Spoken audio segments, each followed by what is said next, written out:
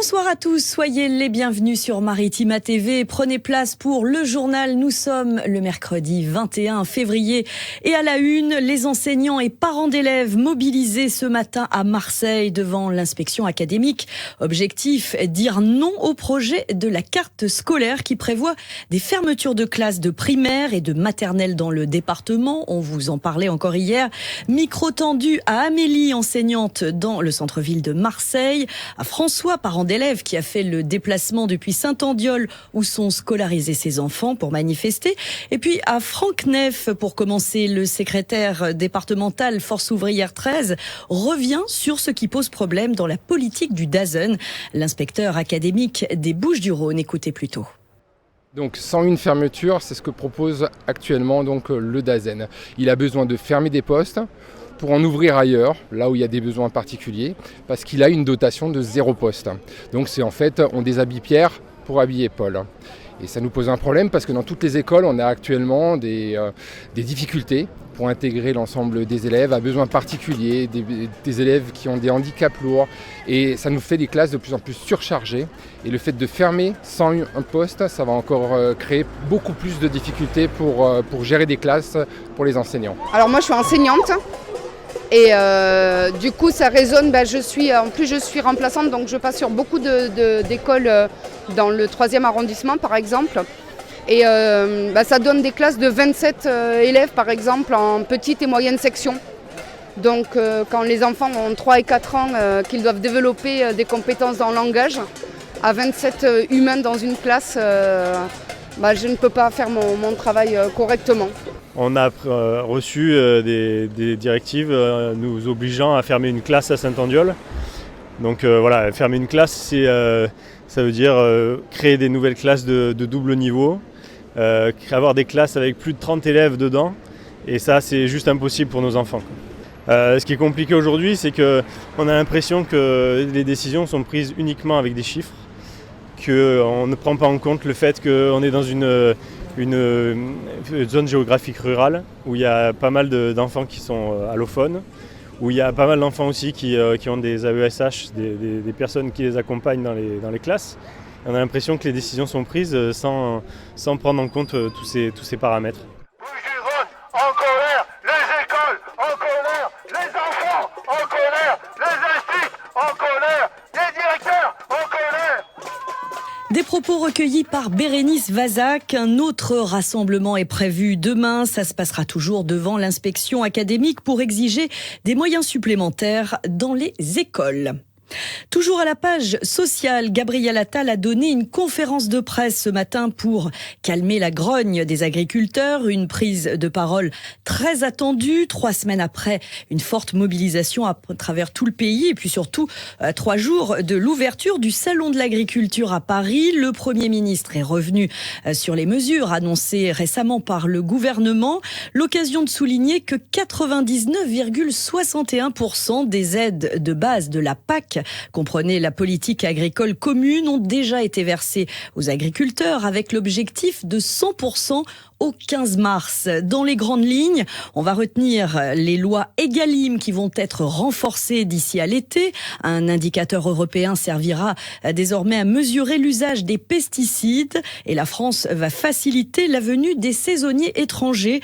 Des avancées certes, mais un calendrier clair toujours attendu par la FNSEA, le syndicat agricole majoritaire.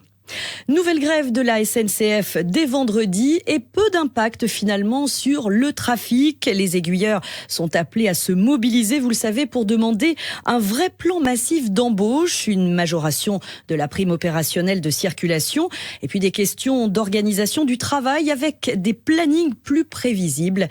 Malgré ce mouvement, le chassé-croisé des vacanciers devrait être normal. Il devrait y avoir peu de répercussions sur la circulation des trains jusqu'à samedi. À Martigues, la Poste annonce la fermeture de son bureau de Ferrières. Et face à cette menace qui pèse sur la plateforme de distribution du quartier, les usagers font de la résistance. Le comité de vigilance de la Poste de Martigues va donc se mobiliser pour préserver ce service public et éviter qu'un autre bureau de poste ferme 3 ans après celui de l'Avera. Reportage de Flavio Noriga, image de Michel Montagne. Les martégots de Ferrières devront-ils aller plus loin pour se rendre au bureau de poste ? Une fermeture obligerait les usagers à devoir se rendre à Jonquière pour se rendre à la poste, selon Francis Fournier, créateur du comité de vigilance de la poste de Martigues. Ça veut dire quand même moins de services publics. Être obligé d'aller à Jonquière, qui va être déjà engorgé depuis la fermeture de la Vera, ou alors d'aller dans certains petits commerces qui sont censés faire des opérations postales. Les gens de Saint-Mitre, dont le bureau est souvent fermé, qui viennent ici, ça va impacter les gens de Jonquière, qui vont avoir un bureau engorgé. Donc ça a un impact sur toute la population. Mais cette fermeture signifierait surtout un nouveau recul du service public pour Jean-Jacques Ressiguier, membre du comité. Si la fermeture se confirme, Martigues ne compterait alors plus que sur 3 bureaux de poste pour 50 000 habitants. C'est une atteinte du bien commun. Les services publics sont attaqués, et la Poste entre autres. Et on en a marre de se retrouver en permanence en train d'avoir notre service public amputé petit à petit, morceau par morceau. Et ça, c'est inacceptable. Et ce matin, Gaby Charroux a rencontré justement le comité de vigilance postale de Martigues. Le maire de Martigues a eu des mots très durs concernant la politique de la Poste. Gladys Sosroth l'a joint au téléphone ce midi. Écoutez. La casse des services publics continue. C'est un modèle économique et social contre lequel on s'élève, on se bat et qu'on ne peut pas accepter. Donc la Poste va entendre parler de mobilisation parce que c'est juste inadmissible. Je sais bien que les PTT n'existent plus, que la Poste elle-même n'existe plus et que c'est une banque, donc qui se comporte comme la pire des banques. Je les considère en tout cas comme la pire des banques. De son côté, la Poste explique qu'elle va augmenter les horaires d'ouverture des bureaux de Jonquière, Croix-Sainte et La Couronne et créer 3 points relais à Ferrières dans les commerces alentours. Autre mouvement à Martigues, celui des personnels dans les crèches municipales. Demain, un rassemblement est d'ailleurs prévu à 8h30 devant l'hôtel de ville. Les conditions de travail au cœur des revendications. À Martigues, toujours attention au démarchage illégal. Une personne se disant mandatée par la ville pour le compte de Gaz de France s'est présentée à plusieurs domiciles de particuliers, notamment dans le quartier de Julien Olive. La ville n'a pas de lien contractuel avec Gaz de France et de fait n'a mandaté aucun agent. Retour à Marseille, des nouveaux locaux tout neufs pour le SAMU social. C'est dans le 15e arrondissement, aux côtés du centre d'hébergement d'urgence et des services municipaux de la solidarité, que le SAMU social a inauguré son nouveau siège, un investissement pour lutter davantage contre la précarité qui touche la ville et améliorer les conditions de travail des employés. Le reportage est signé Adrien Etiamble.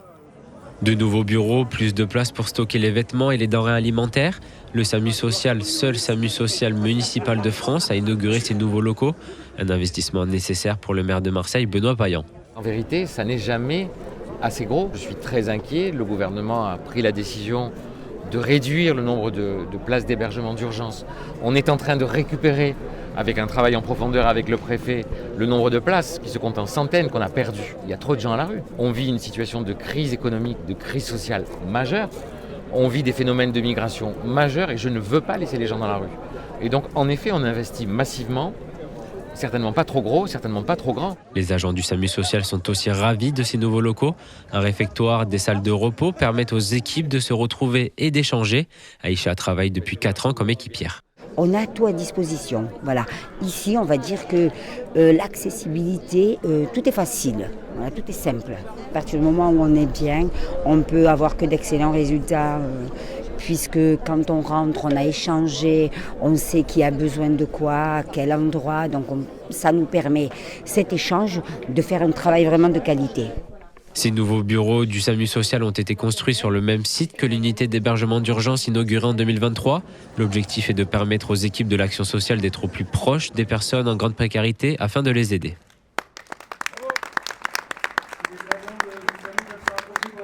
On passe au sport, en football, et 1, et 2, et 3, et 4. Non, il ne s'agit pas d'un récent score de l'OM, mais du nombre d'entraîneurs qui se sont succédés à la tête de l'équipe première du club olympien en moins de 8 mois, ça fait beaucoup. Après la tentative Marcelino, l'intérim de Pancho et l'espoir Gattuso, eh bien c'était au tour de Jean-Louis Gasset d'être officiellement présenté hier après-midi au centre d'entraînement Robert-Louis Dreyfus, une conférence de presse durant laquelle le nouveau coach s'est exprimé longuement. On écoute sa réponse à la question d'un confrère sur les raisons de sa venue dans un club pourtant très mal en point. L'excitation. On m'a appelé pour me demander si j'acceptais sur 4 mois de changer la situation, de bien finir la saison, de remettre Marseille au niveau où il doit être. Ça m'a paru un challenge possible,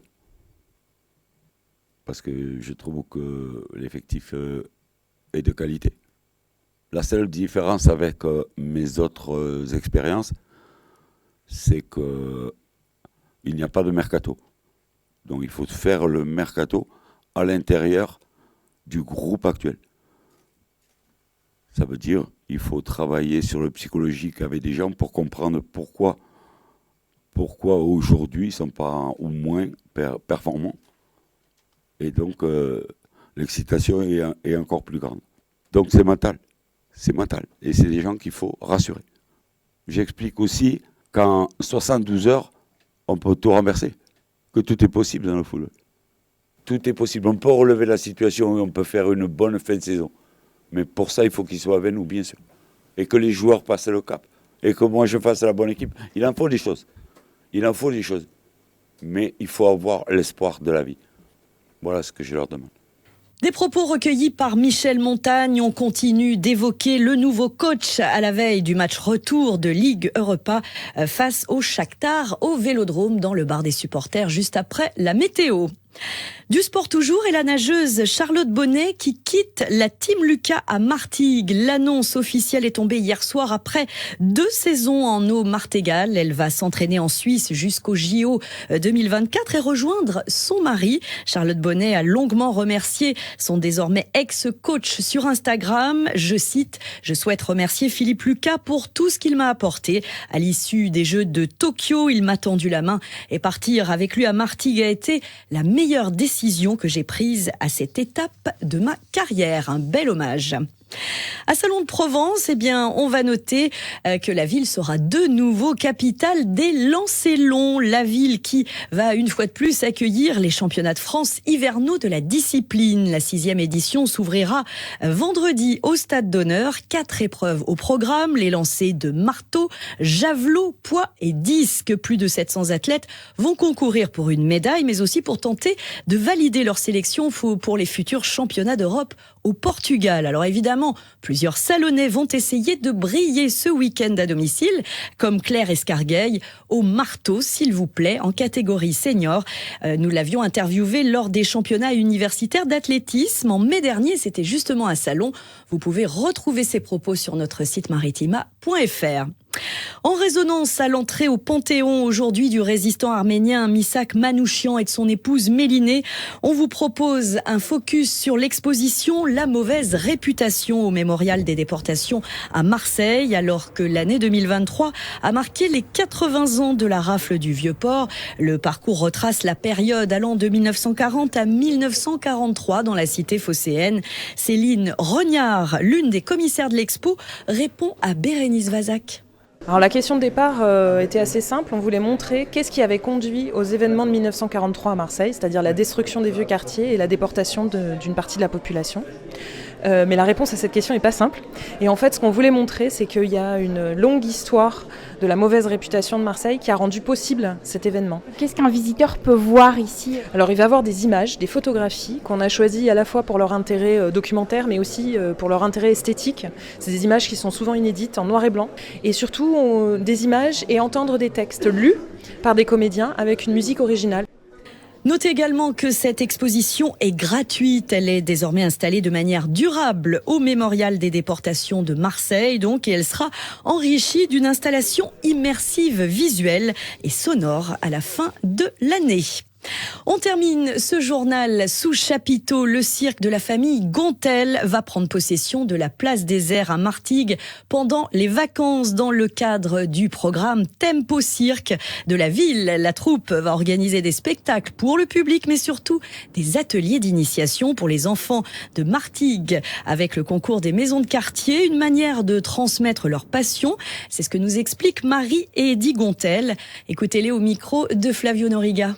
On va essayer de leur faire partager au maximum, qu'ils voient voir notre passion au maximum, à quel point la vie circassienne peut être belle et compliquée à la fois. On va faire participer les enfants aux ateliers. On sera ici ouvert pour les familles, avec les parents également, pour pouvoir répondre à toutes les questions qui sont posées derrière, pour pouvoir bien expliquer le métier, pour pouvoir vraiment faire un échange et avoir toute cette compréhension technique. Et même les parents pourront essayer, c'est ce qui est bien. C'est ce qui est bien, parce qu'on dit les enfants vont pouvoir faire de la jonglerie, tout ce qu'ils vont pouvoir essayer, les parents peuvent essayer aussi. Donc ça, c'est ce qui est sympa, c'est que les parents essayent avec leurs enfants. Ça emmène toute la famille dans le même cadre. Ça emmène tout le monde au cirque. Tempo Cirque, donc profitez-en pendant ces vacances scolaires. C'est le bon plan pour faire des acrobaties avec vos enfants. Les acrobates, ce sont les nuages dans le ciel de Provence. Demain, on voit ça en détail avec les prévisions météo de Paul Marquis. Très belle soirée à tous sur Maritima TV.